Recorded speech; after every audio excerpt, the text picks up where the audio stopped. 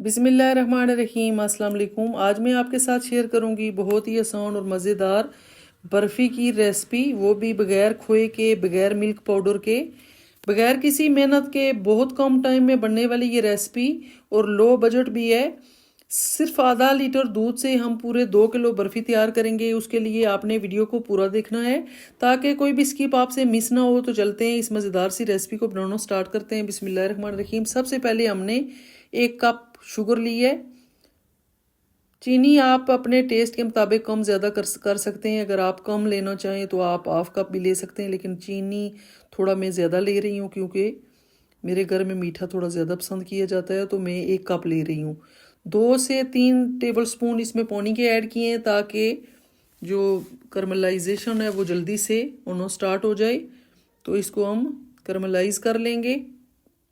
बिल्कुल low flame पे आपने इसको करमलाइज करना है, क्योंकि कोई भी मीठा जो है आप याद रखें कि उसको आपने बिल्कुल तसल्ली से, बहुत आराम से, अगर आप जल्दी से बनाएंगे तो वो बिगड़ जाएगा काम। तो इसलिए आपने लो फ्लेम पे इसको करमलाइज करना है। ये आप देख सकते हैं अच्छे से हमारी जो शुगर है वो करमलाइज हो चुकी है। अब हम इसमें ऐड करेंगे हाफ लीटर दूध। दूध आपने सही बलाई वाला फ्रेश दूध लेना है, फुल क्रीम। तो कोशिश करें अच्छे वाला दूध, खालिस दूध आपको मिल जाए तो हाफ लीटर इनफ होगा। तो हाफ लीटर हमने दूध ऐड किया है। तो ये आप देख सकते हैं कि ये गुठलियाँ सी बन गई हैं ये, लेकिन मसला कोई नहीं है, ये तकरीबन 1-2 मिनट में मेल्ट हो जाएंगी सारी। ये दूध ऐड करने से इस तरह से हो जाता है, ये सारी जो चाशनी सी बन जाती है, गुठलियाँ सी, तो ये आहिस्ता आहिस्ता मेल्ट हो जाएंगी। फ्लेम को आपने हमेशा याद रखना है कि बिल्कुल ऑफ करके आपने दूध ऐड करना है, क्योंकि ये छींटे आपके मुंह पे भी पड़ सकते हैं। तो इसलिए आपने फ्लेम ऑफ करके फिर दोबारा से ऑन कर लेना है।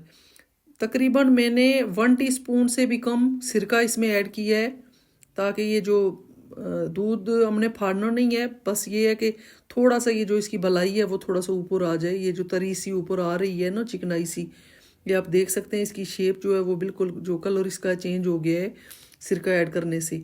अब हम इसे उतार लेंगे, दूसरी साइड पे रख लेंगे। तो अब नेक्स्ट प्रोसेस की तरफ चलते हैं। एक कढ़ाई हमने ली है, तो इसमें हमने 400 ग्राम मैदा लिया है। मैदा आपने अच्छे से छान के लेना है।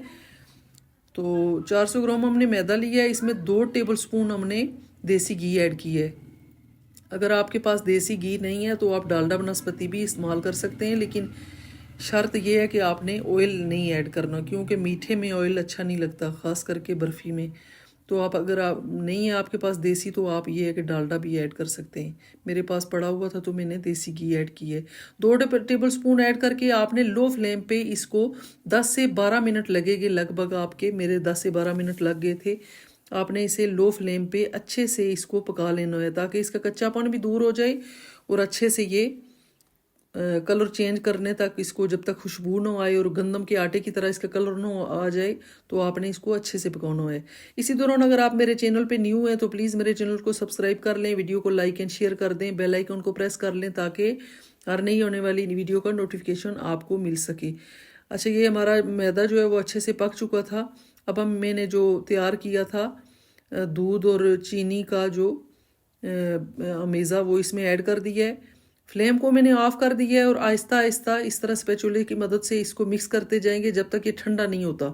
इस तरह से आपने ज़ोर लगा के इसको मिक्स कर लेना है ताकि सारी गुठलियाँ जो हैं वो ये टूट जाएं।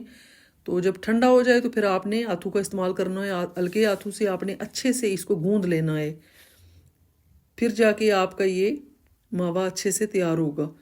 अब मज़ीद इसमें 2 टेबल स्पून मैंने देसी घी ऐड किया है और मज़ीद इसको अच्छे से गूंद लेंगे। प्लीज़ अगर आपको मेरी रेसिपीज़ अच्छी लगती हैं तो मुझे ज़रूर सपोर्ट करें, मेरे चैनल को ज़रूर सब्सक्राइब कर दें और वीडियो को आपने फुल देखना है, आधे में छोड़ के आपने नहीं जाना। तो ये आप देख सकते हैं अच्छे से हमारा जो ये डो है वो तैयार हो गया है बर्फ़ी का।